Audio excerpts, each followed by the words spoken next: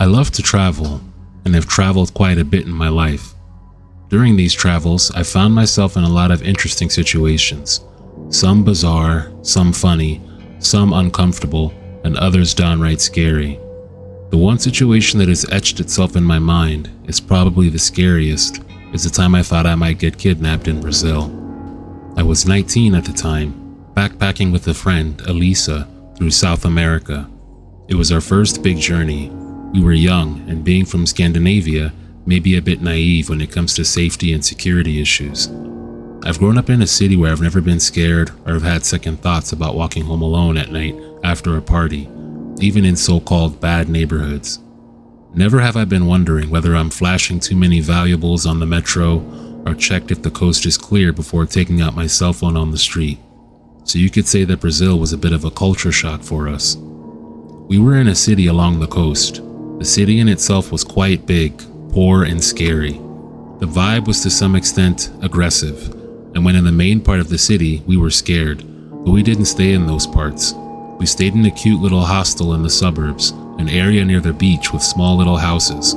That might have put our guards down. It was our last day in town. The next morning we had to catch a really early flight, so early that we would have to leave the hostel at 3:30 in the morning to get to the airport in time.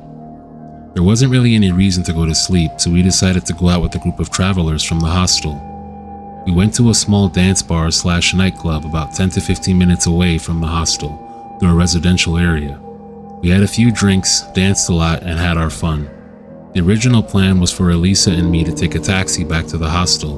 When the time came to leave, the rest of the gang decided it was a good time to go as well. Since we would now be a big group, we thought we might as well walk instead. Only thing was, they hadn't paid their cards yet. Now before I continue the story, I just need to explain this little fact about how many Brazilian establishments, especially slightly fancier places, work, or used to work. I haven't been there in more than 10 years. You would get a card when you entered, and when you wanted food or drinks, depending on what kind of place you visited, you would swipe this card. Then, to be able to leave the establishment, you had to pay off the card. You could say it worked a bit like a credit card. Elisa and I had already paid off our cards, but since we paid, the payment queue had grown drastically. We waited for a little bit, but in the end, we didn't have time to wait any longer, so we told the others and left. There were no taxis outside, and we couldn't be bothered to ask anyone to help us call one, thinking that walking was probably the best and quickest way back to the hostel.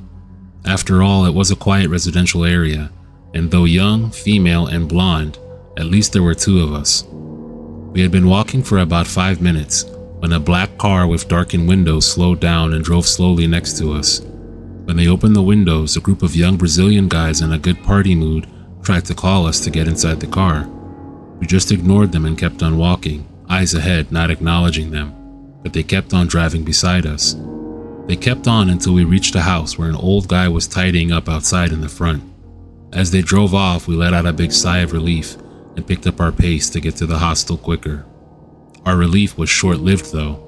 After a couple of blocks, the car came up slowly behind us again. "Come on girls, come on and join us," they kept repeating, but we kept ignoring them, not saying a word or looking at them. In the end, it looked like they were about to drive off, but instead the car stopped a few feet in front of us, then the back door opened. I felt my pulse quicken and I instinctively locked my arm with Elisa's. We swayed further to the right, away from the car and the door, quickened our pace, and then we ran as fast as we could the last few blocks to the hostel, not looking back until we reached the hostel. I've had my share of creepy encounters of strangers and not so strangers, though never before nor since have I been as scared as when the car door opened right in front of us that night, and I had no idea what would happen next. Though the experience did shake us, it wasn't until later that we realized what a close call it might have been. A lot of girls get kidnapped and sold in Latin America. There's many cases of young girls being picked up and forced or tried to be forced into a car from the street, even in broad daylight. To some extent, looking very foreign might have been in our favor that night, as 2 missing tourists, sadly, would make bigger headlines than 2 poor Brazilian girls disappearing. Maybe we never were in danger, and those guys were just some drunk idiots scaring us, though the fact that they disappeared as soon as there was a witness around, and then came back to us later, might indicate they were up to no good.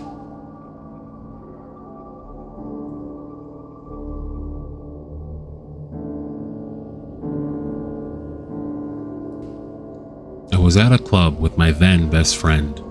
Near the end of the night, we were approached by a random guy who was alone. He has a heavy accent and tells us he just moved here from Russia. He says his name is Jesse. Doesn't sound like a very Russian name, and I'm immediately on guard.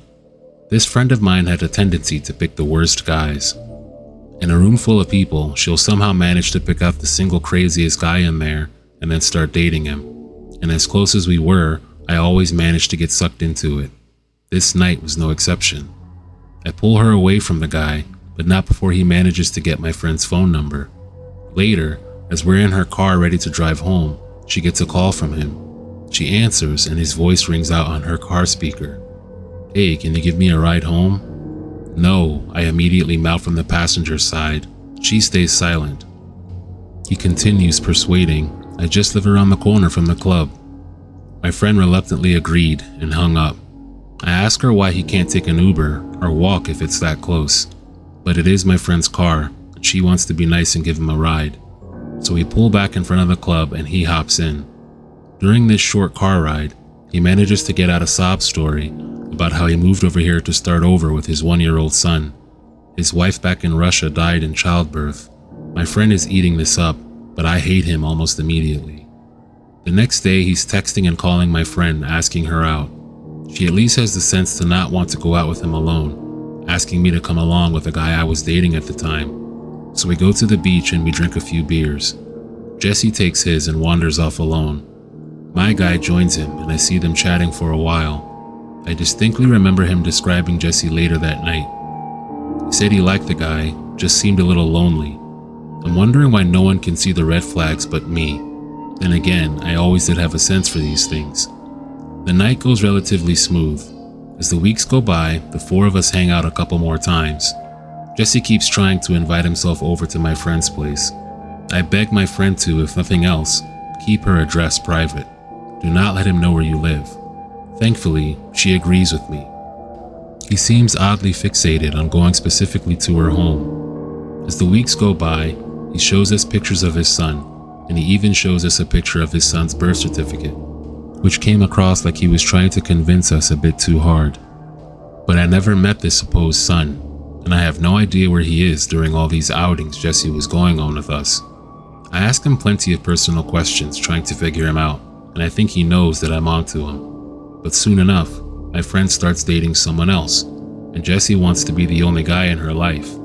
He becomes possessive and makes her choose him or the other guy. Unfortunately for Jesse, she chooses the other guy. He's furious.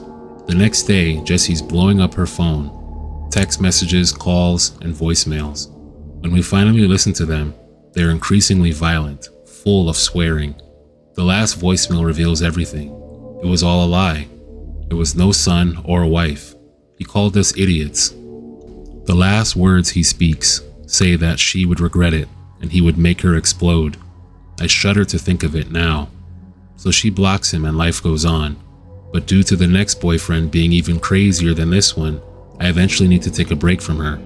We go our separate ways, and yet the nagging feeling about Jesse never goes away. He often pops into my head and I get this worst eerie feeling. A while down the road, I end up catching up with her over text.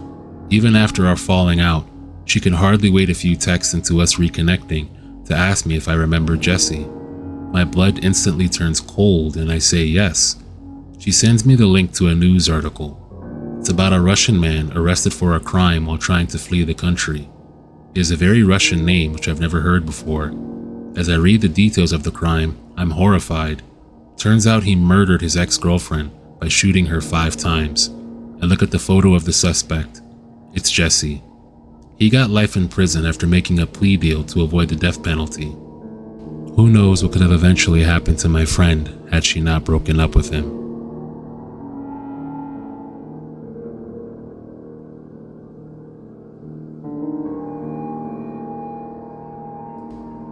This happened to me about 20 years ago when I was in my early 20s. I was writing for a popular budget travel guidebook series and mainly worked in Central and Eastern Europe. Depending on the time of the year, I could be gone for several weeks or even several months at a time. I mainly traveled alone. I ran into a few problems here and there, but my experiences were predominantly positive. I'd been working in the former Yugoslavia and was on my way to the Czech Republic from Sarajevo. It's a long journey by train, so I broke it up into several overnight stops, Zagreb first and then Budapest, making each leg around 8 hours. It was late January and bitter cold. There was probably a good 7 inches of snow on the ground, perhaps more in some other places. I was exhausted in battling the remnants of the flu I'd picked up in Split. I left Zagreb in the late afternoon and expected to reach Budapest by around 10 p.m. I bought my ticket in the travel center at the Zagreb train station. When I boarded the car, about half the compartments were empty, but there were definitely other people in it. Since the train wasn't crowded, I managed to find a compartment to myself, so I spread out a bit and prepared for a long ride. The first part of the ride was smooth. I worked on some guidebook stuff, wrote in my journal. However, a few hours into the ride, we passed over the Hungarian border, and things started to go awry. I heard them before I saw them. There were a group of teen boys, about 5 of them that I could see, and they were loud. I could hear them running through the train car, laughing and cursing and banging on the compartment walls. They were loud and obnoxious, but it's not like the first time I'd ever been annoyed by a group of teenagers. I didn't look up, kept working on my writing, but as time went on, they grew louder and louder. As they ran from car to car, they slid the train doors open with so much force it sounded like a bomb going off every few minutes, and then the sounds got louder. That's when I noticed they were standing outside my compartment, looking in at me. I could only see 3 of them through the small window, but there were definitely more. I'd seen them earlier. I glanced up at them, frowned, and then looked away. I learned that the best way to deal with that kind of thing was just to ignore them. I didn't want to encourage their behavior, but ignoring them seemed to have the opposite effect. "Girl, girl," they hollered at me, "come have fun." My compartment door was closed, but they proceeded to mess with me by slowly opening it, pretending they were going to come in, and then shutting it again. It went from chanting, "Girl, girl," to a much more ominous, "We're going to have fun with you tonight, girl, and you can take us all," followed by a bunch of slang words for female body parts. Some of the more universal words I had no trouble understanding. At this point, I grew very nervous. How was I to know whether they were just messing around with me or being serious? I couldn't exactly leave. To do so would mean walking through them. They were blocking my exit and my entrance. And then one of them pulled out a pocket knife. He stuck out his tongue, ran the blade across it, and then pointed it at me and grinned.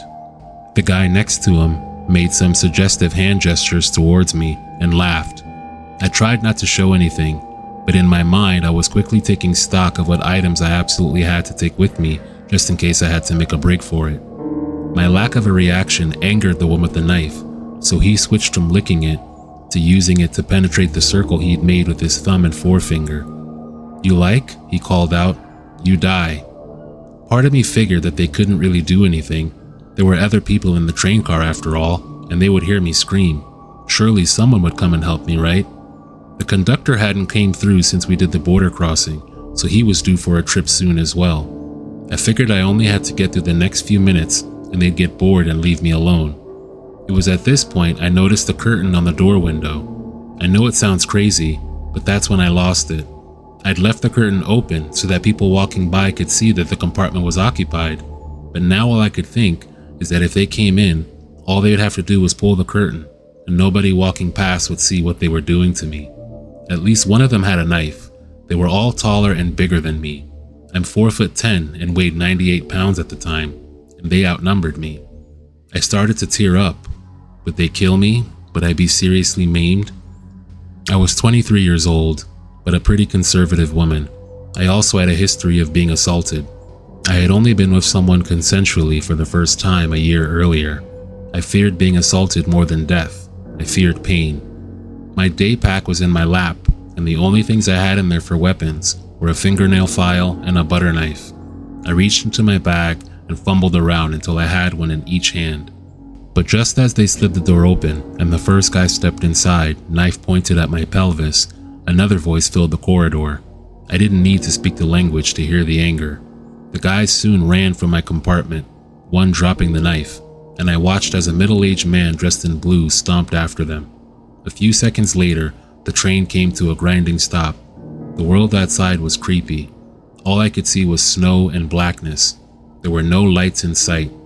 After a few seconds, the train started back again, but the boys did not return.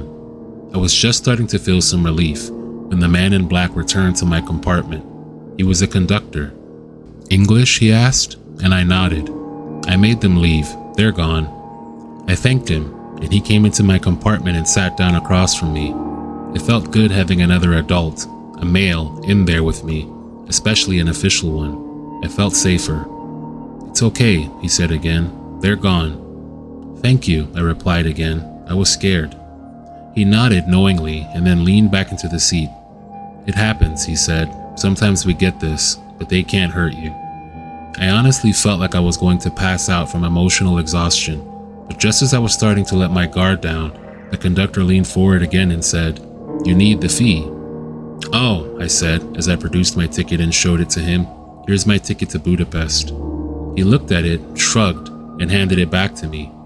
"This is a ticket, yes, but there's a fee for Hungary. You didn't pay."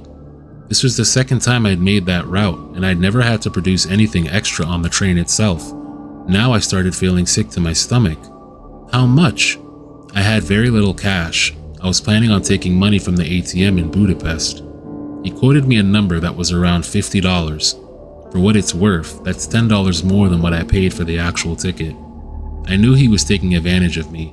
I wanted to argue, but then he said, "If you don't pay, you have to leave now."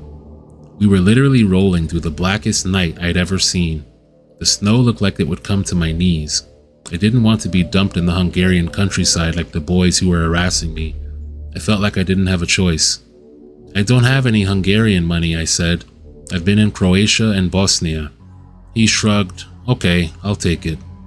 He waited while I rooted around in my backpack and produced $30 in a combination of Czech, Bosnian, Croatian, and Slovenian bills. I left myself $20 US. "I don't have enough," I said. He shrugged again. "It's okay, I'll take." With that, he took the wad of cash and stuffed it into his pocket, then he left. Once he was gone, I gathered my backpack and headed to the bathroom. I had to pass by the other compartments as I walked down the corridor, and it was at that moment I realized I'd been wrong. There were not other riders in the other compartments. They'd all left at some point. I was the only person in my car. If those boys had came in and attacked me, nobody would have heard me scream. I would have been on my own. I cried for 5 solid minutes into the tiny bathroom and then threw up in the sink. I'd never want to meet those guys or anyone like them again, and I could also do without meeting the conductor again as well.